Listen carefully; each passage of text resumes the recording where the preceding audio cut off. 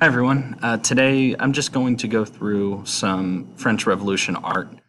This was a lesson that was done that was mostly discussion based, but just in case you happen to miss that class or in case you wanted a quick review, this would be a good way to do it. So first thing I do want to make sure that you notice that this is gritty leading the people. However, this is not from the French Revolution. This is going to come from a later revolution, 1830, 1832, that kind of thing. Right, so the first thing I asked everybody to do was just kind of brainstorm a little bit, just breaking down the words themselves. What do we think some of the qualities of neoclassicism and romanticism would be? Consider things like the Renaissance. Consider art movements like the Rococo movement, which are going to come first. So once we did that, we then started to look at some of the qualities of each. And if you notice, these two time periods overlap greatly. The key here being, for our purposes today, that in France, the neoclassicist movement is going to come before the Romantic movement is going to. Romanticism is actually going to start, the early parts of it are going to start mostly in literature and music, and then that will filter into the artwork that comes later. So speaking about neoclassicism, you want to think about artwork, especially art movements, as a pendulum. So as that pendulum swings back and forth, you move from one side to the other. So the Rococo movement, which had been very frivolous, meant to showcase some of the upper classes. That's a movement away from some of the ideas of Baroque, but especially the Renaissance. Okay, we're dealing with different styles. The brushwork is going to be obviously very, very different. Well, neoclassicism is going to swing back the other way and be very, very close to what we saw in the Renaissance. Classical content, Greek and Roman content. And then as we see stylistically, it's going to be very similar as well. That content is going to, even though it might look at a contemporary event, as we'll see today, the look will look very classical Greek or Roman. The oath of the Horati, that's going to be one of the big ideas that is going to come out of neoclassic works. Are going to look very heroic in nature. Think back to the death of Socrates, taking a look at a particular event, but portraying Socrates in a very heroic manner. The ideal depiction, as we talked about the Renaissance, these are perfect proportions. Think Michelangelo's David, jacked, ripped, swole, whatever you want to say about him. He looks every bit of the part of a classical hero. And it's meant to display a dramatic moment of time. Again, the death of Socrates with his finger in the air, lecturing as he's about to drink the hemlock to take his own life. Then as we see that shift towards Romanticism, again, you want to think about it being a pendulum. It's starting to swing back away from this. This is more imaginative in nature. It's much more individual, how one individual perceives a particular event as opposed to depicting the idealistic nature of a particular event.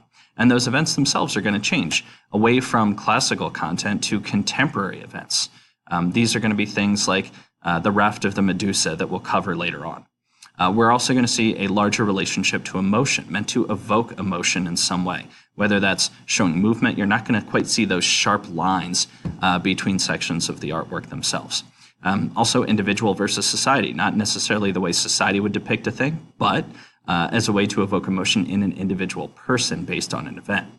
These romantic works will often take a look at the natural beauty of the world, and often, as opposed to being just heroic events, they will also look at tragic events. For analyzing these, we especially want to consider the historical content. The whole idea is we're trying to relate these items to when they fall in our French Revolution timeline. We also want to consider the purpose as we start to see these works used for more than just, oh, here's this very nice picture.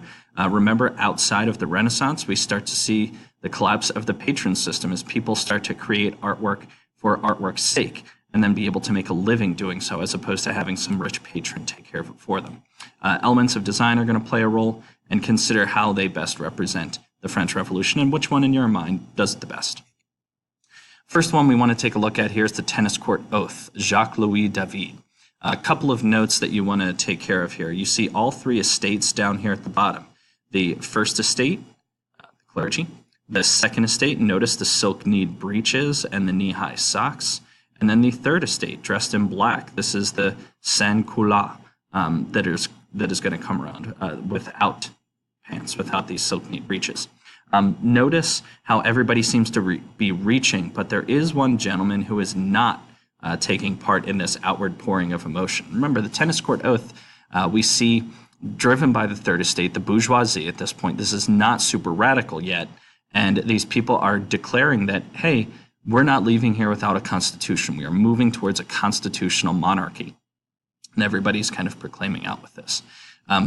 David is going to actually paint all the faces so that you can recognize these people. Now, that presents a problem. And the reason why this takes 3 years is the original sketch of this includes some people who, by the time this painting is done, are dead, because we moved into the radical phase of the revolution and they have fallen out of favor as the bourgeoisie leaves, is no longer becoming the driving force behind it, but the more radical elements of the third estate are going to take over and take control.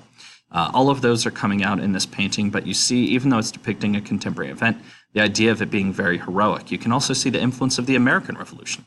This looks very much like the constitutional painting that's done as the signing of the Constitution happens in 1791. Here we have the next one by Jacques-Louis David. This is the Death of Marat. Marat is kind of the propagandist, newspaper publisher for the radical elements of the revolution as we start to move from the liberal phase into the radical phase. Interestingly enough, the event itself, you may recognize it because many of you read A Tale of Two Cities. This comes up in there. He's actually holding the letter that Charlotte Corday will use to gain entry before she stabs him multiple times. He's holding that in his hand. Marat, he has a skin condition. We think it's kind of an extreme form of eczema. And so he spends a lot of time in the bathtub soaking his skin to try and alleviate that condition. So he has his writing desk over here. We see the inkwell and the quills. Down here is the knife that Charlotte Corday drops after leaving him. But notice how he's painted as this tragic figure. But it's not a sad moment. It's almost glorifying Marat as a person, and as a person tied to the revolution. Jacques-Louis David is a Jacobin. He is a prominent Jacobin, in fact. He is a good friend of Robespierre. So as the Reign of Terror kicks off, he is every bit involved in this. We actually have record that Jacques-Louis David voted for the execution of King Louis XVI. So he is in the thick of it in terms of moving from the liberal phase to the radical phase. And so someone like Marat, who is killed, who is martyred because of his beliefs by Charlotte Corday, the monarchist, is going to play a vital role. And so Jacques-Louis David is going to be the artistic propagandist of the French Revolution as it moves into the radical phase. And the first thing that kind of came to mind for me was this work that we studied earlier, La Pietà by Michelangelo. You see kind of the tragic figure of Jesus being held here. And as we look back, this is kind of how Marat is depicted as well. We see the cloth draped over the side, draped over his head, all of that being tied together. Now, why I think this marks a really important work is we're moving away from religion as being the content or classical, but now contemporary events, this is being used as a political tool. And we're seeing Jacques-Louis David paint a political figure as this martyr who should be remembered and should be revered and honored by the French Revolution. Next one here that we see is Napoleon crossing the Alps. At this point, because Jacques-Louis David was so closely tied to the revolution, when Napoleon becomes first consul, Jacques-Louis David kind of slinks into the background a little bit because he is so closely tied to the events of the Reign of Terror. However, he's able to get back into the good graces, the graces specifically of Napoleon, in part thanks to this work. Look at how noble Napoleon appears as his rise to first consul. It's a little bit difficult to see in this image, but Bonaparte is written on this rock, Hannibal the rock underneath, and then Charlemagne as well. These people who have crossed the Alps, who have basically proclaimed themselves to be these emperors that cross over vast swaths of land. This is shortly after Napoleon has crossed into the Alps and has gained renown as leader of the Italian expedition. And so Jacques-Louis David paints this and gives it to Napoleon. Napoleon is so stricken by this that he actually commissions like 4 or 5 others painted, and to show the spread of Napoleon and as he instills his family members on the thrones of various places around Europe. We actually have these works displayed in various countries around Europe, including Spain and Italy as well. This cloth, look at the framing of it in the background here, how it frames him. Look at this Arabian horse that he sits atop, who is front hooves up in the air as he is leading his men depicted here in the background, onward through the Alps, through this majestic landscape. We're seeing that tie to nature here a little bit. But make no mistake, the ideas of neoclassicism are really trying to show the heroicism of these men and of these particular events. Now, as we start to move into Romanticism, it's a look back at an event or a look at a contemporary event in a way that is not quite idealized in this regard, but as a way to show, okay, here's how we look back at a particular event. Here's the emotions that are evoked here.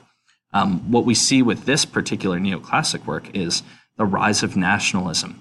Remember, at this point, we've seen the esprit de corps, we've seen the levée en masse, and the army is no longer just hired mercenaries from other nations, but is the French. And so when Napoleon crowns himself emperor, he is not emperor of France, he is emperor of the French.